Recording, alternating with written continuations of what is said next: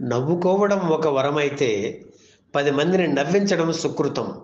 అయితే అలా నవ్వించే వారి జీవితాల్లో పెను విషాదం దాగి ఉంటుందని, కనకం వంటి హాస్యతారల జీవితాలని పరిశీలిస్తే అర్థమవుతుంది. కనకం అంటే మరెవరో కాదు, కీలుగుర్రం చిత్రంలో రాక్షసి, గుణసుందరి కథ చిత్రంలో మకర కన్య, షావుకారు చిత్రంలో చాకలి రామి ఇత్యాది చిత్రాల్లో నటించిన నటి కనకం. హాస్యతారల్లో పాటలు పాడిన నటి కనకమే.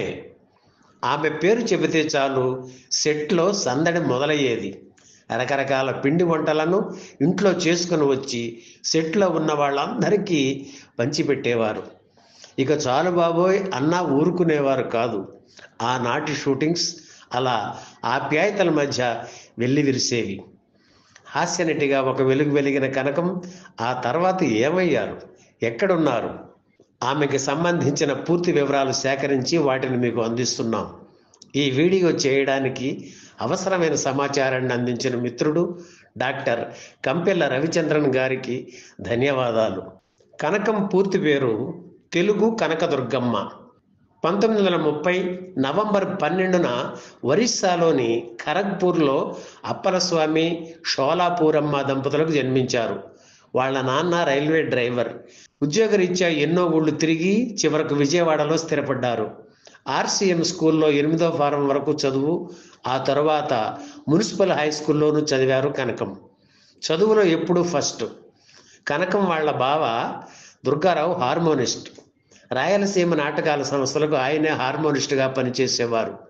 మరో బావ నల్లంచి అప్పారావు కనకదుర్గా నాట్య మండలిని నిర్వహించేవారు.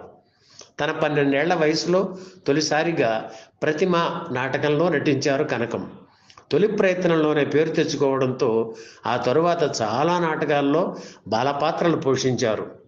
కనకంకు వయసు వచ్చిన తరువాత ఆమెకు పెళ్లి చేయాలని అనుకున్నారు. మహారాష్ట్రలో ఉంటున్న ఓ డాక్టర్తో పెళ్లి నిశ్చయించారు. అయితే అతనికి ఇది 2వ వివాహం. ఈ పెళ్లి ఇష్టం లేక కొంత డబ్బు తీసుకుని ఇంట్లో ఎవ్వరికీ చెప్పకుండా పారిపోయి మద్రాసు చేరుకున్నారు. అక్కడ రచయిత తాపీ ధర్మారావు పరిచయం అయ్యారు. జవ్వాది గంగారత్నం ఇంట్లో బస ఏర్పాటు చేశారు. ఆ రోజుల్లో చాలా స్టైలిష్గా ఉండేవారు Kanakam. White sari, full hands blouse, curling hair, ఇలా చూడగానే ఆకట్టుకునే పర్సనాలిటీ ఆమెది. తాపీ ధర్మారావు గారే ఆమెను రేడియో కేంద్రానికి తీసుకువెళ్ళి జానపద గీతాలు పాడించారు. కనకం తొలి సినిమా గృహప్రవేశం. 1946లో వచ్చిన ఈ చిత్రంలో బాల వితంతువుగా నటించారు. ఆ సినిమాలోనే ఇంకో వేషం కూడా వేశారు. హీరో భానుమతితో కలిసి గ్రూప్ డ్యాన్స్లో పాల్గొన్నారు. ఆ రోజుల్లో దర్శకుడు ఎల్వి ప్రసాద్ కనకంకు వేషాలు ఇచ్చి ప్రోత్సహించేవారు. ఆ తరువాత అక్కినేని నటించిన కీలుగుర్రం చిత్రంలో అంజలీదేవి చెల్లి కేకిని వేషం పోషించే అవకాశం వచ్చింది. ఈ వేషానికి మొదట లక్ష్మీ రాజ్యమును అనుకున్నా చివరికి కనకంకే దక్కింది. తను నటించే చిత్రాల్లో తన పాటలు తనే పాడుకునేవారు కనకం. కీలుగుర్రం చిత్రంలో చెంపవేసి నాకింపు చేసితివి పాటను రేలంగితో కలిసి పాడారు కనకం. కీలుగుర్రం చిత్రం సక్సెస్ కావడంతో వాహిని వారి గుణసుందరి కథ చిత్రంలో మకర కన్య వేషం ఇచ్చారు దర్శకుడు కేవీ రెడ్డి. మకర కన్య వేషం ఆ రోజులకు సెక్సీ వేషం. డ్రెస్ కూడా గ్లామరస్గా ఉండేది. ఈ సినిమా తర్వాత కనకంకి సెక్సీ స్టార్ అనే పేరు వచ్చింది. ఆ తర్వాత స్టార్ కమెడియన్ కస్తూరి శివరావుతో కలిసి రక్షరేఖ చిత్రంలో నటించారు కనకం. ఇది కూడా సెక్సీ వేషమే.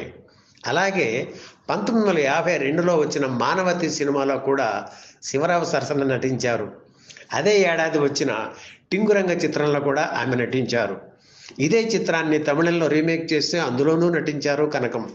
కనకం నటించిన ఇతర చిత్రాల విషయానికి వస్తే 1951లో వచ్చిన తిలోత్తమ, మాయాపిల్ల, ఆకాశరాజు, అగ్ని పరీక్ష, చంద్రవంక చిత్రాల్లో నటించారు.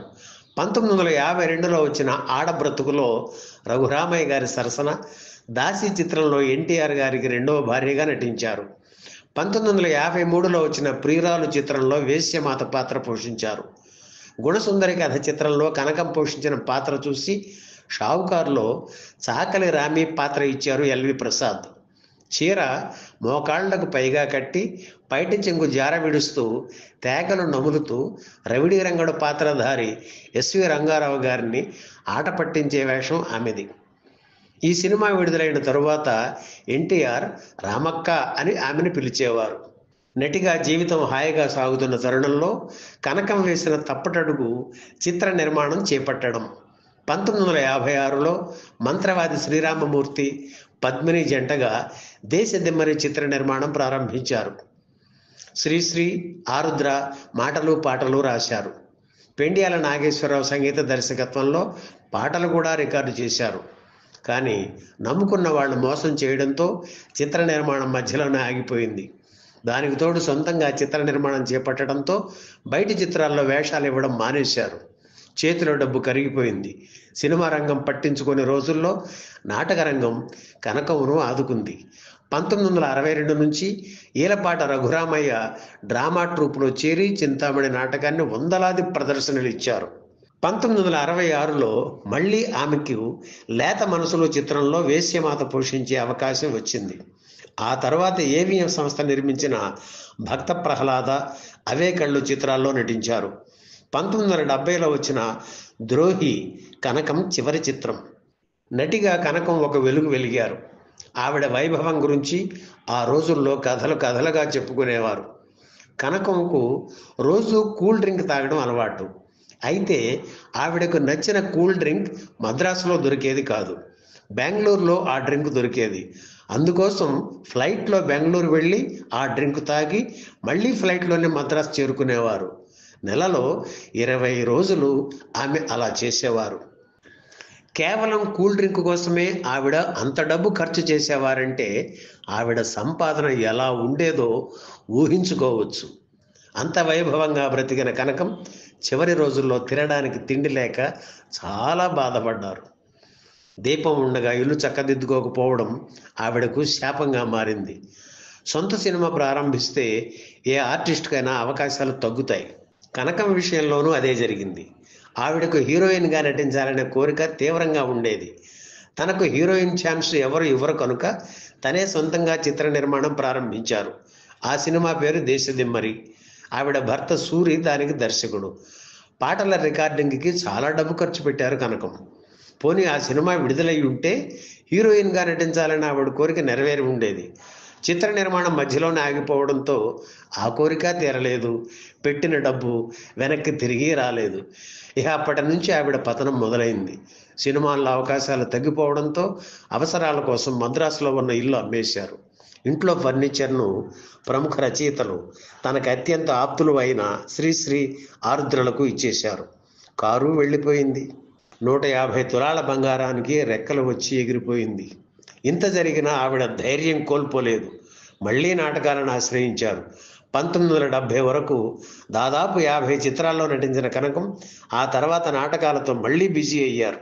1974లో ఆవిడ విజయవాడకు మకాం మార్చారు. ఆవిడకు వీడ్కోలు పలికేందుకు అప్పుడు మద్రాసు సెంట్రల్ స్టేషన్కు వచ్చిన వ్యక్తులు ముగ్గురు. నటి ఛాయాదేవి, రచయితలు శ్రీశ్రీ, ఆరుద్ర. కనకం గారికి పిల్లలు లేరు. అక్క కూతురైన అనురాధను పెంచుకున్నారు.